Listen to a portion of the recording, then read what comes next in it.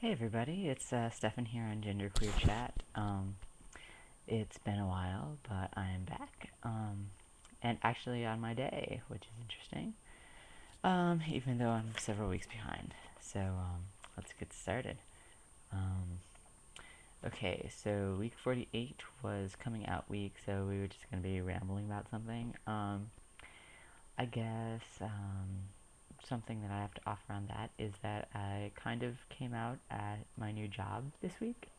Um, Someone that I work with came over to me and after messing up my pronouns earlier in the day was like, so this is weird for me to ask, but like, do you go as a guy or a girl? And so I was like, well, it's complicated because I'm transgender, but I prefer male pronouns and, usually like to go as a guy. And she's like, thought for a minute and was like, well, does that make you gay or lesbian? And I was like, well, once again, that's complicated, but I usually use the word queer because it's hard to define what exactly is the opposite or the same of me. And she was like, well, do you like guys or girls? And I was like, well, it doesn't really matter. I generally date females, but I don't like to shut myself off from whatever I find attractive. And then I'd kind of turn the conversation around on her because she's always talking about this boy at work. So I was like, well, I know that you like boys a lot. And then she went on to talk about this boy, and so it was pretty cool. Um, let's see, week 49. We were talking about the Morehouse college dress code, which I think is pretty stupid. I mean, technically, you're a private college, you can do what you want, but I think the real problem with this is that in the article, like the president or whatever of the university actually said, this is to target these five gay students, and that's obvious discrimination. If it was more of a general policy, even though it was wrong, it would just be sexist, but this is not only sexist, but homophobic and transphobic as well. So I think that's the real problem.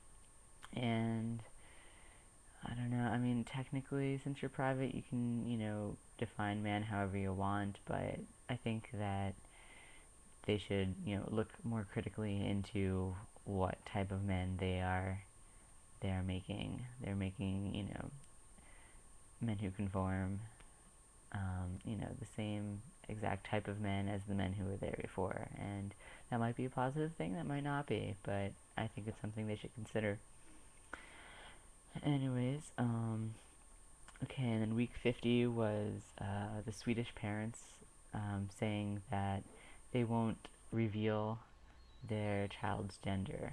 Um, at first, I thought it was kind of crazy, honestly. I was like, some people take this stuff too far, but after reading the article, I mean, I really don't see why it would be that harmful for the child to be treated in a fair way, not based on what's between their legs. And it's honestly nobody's business what's between anybody's legs. So, I mean, the real problem shouldn't be how these people are parenting. The real problem is why is gender such a big deal in society? Because everybody was all like, oh, well, once they go to school, then it'll be such a big deal, and no, no, no, no. But what we need to change is why schools are so gendered. Don't line people up based on whether they're a boy or a girl. Line them up by shirt color or height or something like that. Like, there's really no reason for gender to matter, especially when you're a kid. And, the people that are all like, oh, that's child abuse, whatever, it says right there that, you know, Pop, who is the child, chooses what they want to wear most of the time. It's not the parents forcing anything on them. The parents are just allowing the child to have the freedom to do what they want. So I don't really see anything wrong with that, and I'm glad that it's starting a conversation. Um, okay, so week 50, we were talking, or 51, we were talking about the person who got their yearbook photo pulled for wearing a tux instead of the traditional female dress. Um, Honestly, I just think that's bullshit. I mean, first of all, those drape things that they make girls wear to take their yearbook photos are really, really stupid, and not comfortable regardless of whether you're fine with whatever or not. Um, I mean, as long as they look decent and they're not coming to their yearbook photo with like raggedy, holey jeans and like grungy t-shirts that say offensive stuff on them, like as long as you look professional, you should be allowed in your yearbook. Um, yeah, that's just like obvious discrimination right there. And I think the fact that the principal has control and won't say anything is also telling.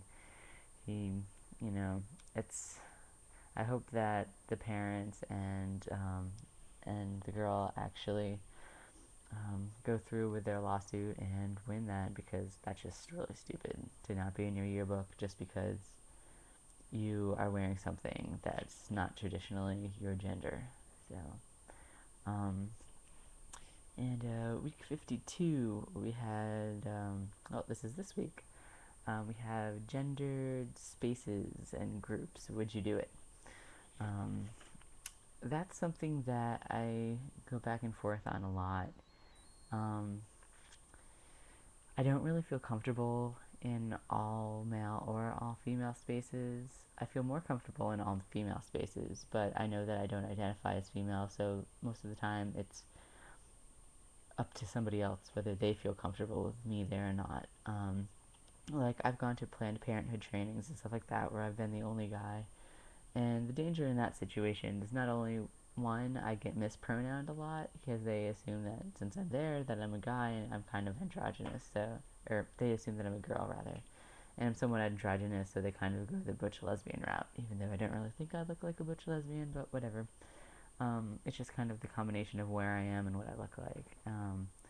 So I usually have to make some sort of statement regarding my gender identity, so that people will use the right pronouns in those situations. In all male spaces, it depends. Like, I usually use male and female restrooms about half and half. I've been using male restrooms a little bit more lately at work and stuff like that. I'm just getting more comfortable with that. But like in terms of like groups and sports teams and things like that, I mean, I do belong to trans guy groups, but that's not. I mean, it's kind of gendered, but like they allow partners and stuff like that to come usually. And honestly, I'm not really that okay with groups that don't allow partners to come, or that like the one group here like apparently allows partners to come for like part of the time, but then they have to leave, and that's just kind of rude. So I mean, if you're gonna be a selective group, you should say that right up front so you know, and just have a separate meeting. So then there's no awkwardness. And I'm just a big fan of inclusion. So I mean, I've been thinking a lot about sports teams and stuff like that lately, and I really want to join a sports team, but there's not that many that are not split up by gender. Either, there's women's clubs, there's men's clubs, there's some co-ed, but then still on the co-ed teams, you have to have so many girls and so many guys in order to field a full team and whatever. So that's problematic. I had just watched a documentary called Blood, Sweat, and Queers, and it's about gay rugby. And I was like, wow, that would be so awesome. So, I mean, if I could join a queer men's team or something like that, I think that might be a little bit more palatable. But, I mean, I would be just as fine joining a women's rugby team.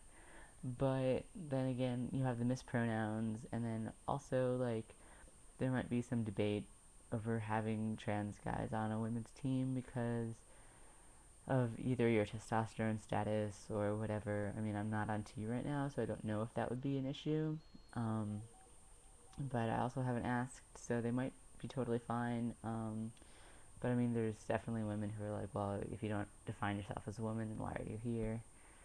Um, so, I mean, depending on the group, I may or may not join.